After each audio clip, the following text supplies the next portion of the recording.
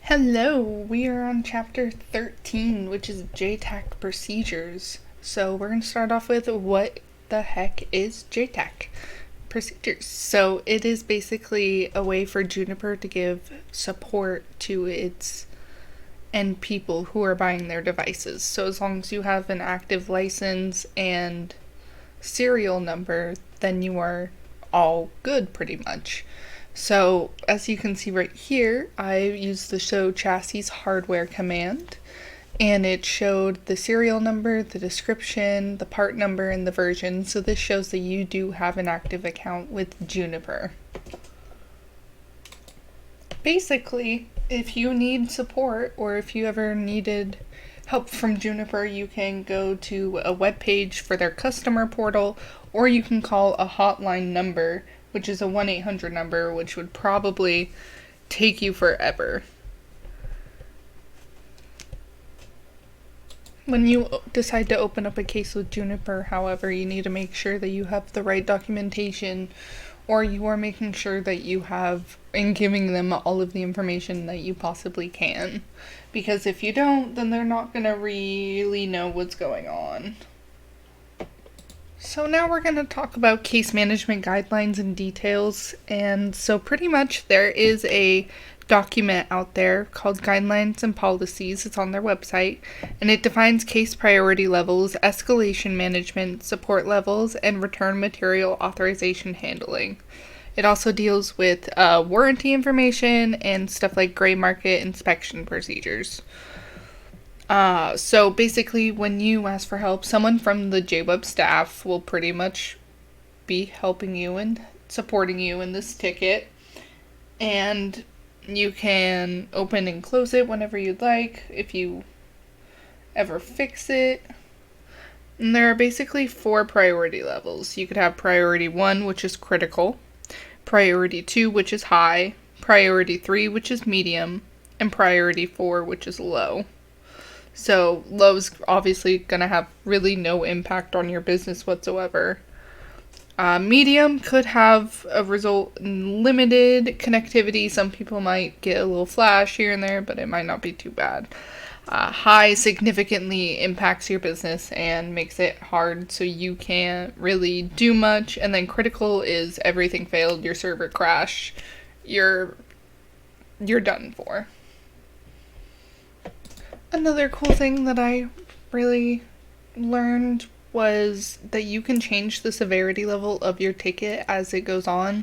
So like if it was a medium one day, but all of a sudden it's critical right now, then obviously you're going to want to have to change that.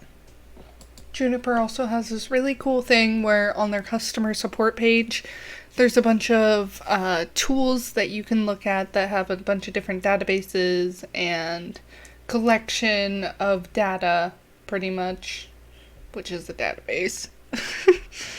And it really is just a bunch of helpful tools and forums that you can use that would be very nice, and like if you ever wanted to research on your own time.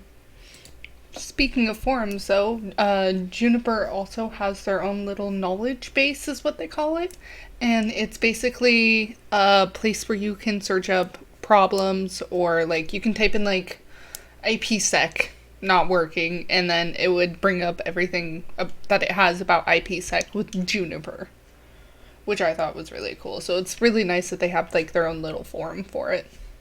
The knowledge base can be really important though, because it does have various different product documentation, so it can show you all kinds of different problems from different devices. It also includes troubleshooting guides, and they're usually step-by-step and really easy to follow. And then it also has technology note and white papers. So you can see like the footnotes of something, which is really cool. It can be useful when troubleshooting and problem solving, because it really gives you an in-depth look of like what other people have experienced and what other problems have they had in the past that you can easily use as their mistake as your gain. So now I'm going to kind of talk about PRs, or problem research searches. So step 1, it is opened and assigned a number for tracking purposes. There are 4 steps. Step 2, make sure that the engineering has all the information to understand and resolve the issue. Step 3 is asking for verification from the JTAC and system test quality assurance. It's then moved back into a feedback state, and then after the fix is verified, it is moved in closed state, and if it is not complete, it is reopened and sent to the engineering again. So that's just kind of the layout of how PR really works. There are a couple different fields for PR searches, so you can have number, title, release note, severity, trigger, workaround, status, and resolved in. There are a couple different troubleshooting options as well within this JTAC website. So you can go to documentation and tools, and you actually have the ability to look up VPN configurations, SRX HA configurations, and iOS's to Junos translator. So you have a couple of different tools that you can use to really help you learn, and if you're really struggling with something. So in Juniper, it's in myjuniper.net, you actually have the ability to make your own dashboard, so you could see various different like products that are coming out, or like statistics that Juniper has, because they pull it from their own databases, which I thought was really cool. So you're getting real-time data and the convenience of a dashboard. So a weird thing that Juniper kind of does, but I really understand why, is if you have a file that is larger than 10 megabytes, you have to individually send them the file, and then they have to review it to make sure that there's nothing bad attached to it or nothing's going to break your system. So I really like that they have that double check aspect, but it kind of sucks if like you're running way behind schedule and you need to get this done quick, because I don't know how quick they are. But in the